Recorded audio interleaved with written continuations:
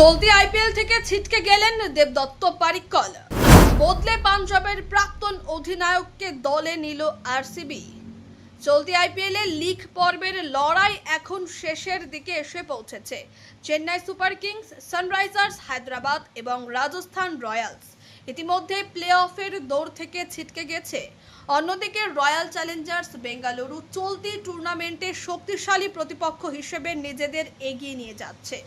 11 ম্যাচের মধ্যে 8 ম্যাচে জয় তুলে নিয়ে কার্যত শেষ 4-এ জায়গা করে নিয়েছে আরসিবি, তা বলাই যায়।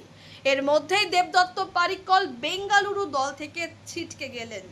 ফলে এই রকম পরিস্থিতিতে চাপের মুখে পড়েছে রজত পাতিদারের দল। আইপিএল থেকে ছিটকে গেলেন দেবদত্ত। চলতি আইপিএলে রয়্যাল চ্যালেঞ্জার্স বেঙ্গালুরুর হয়ে টপ অর্ডারকে ভরসা দিচ্ছিলেন দেবদত্ত পারিক্কল। এই 10 ম্যাচে 2টি অর্ধশতরানের সঙ্গে 247 রান সংগ্রহ করেছেন তিনি।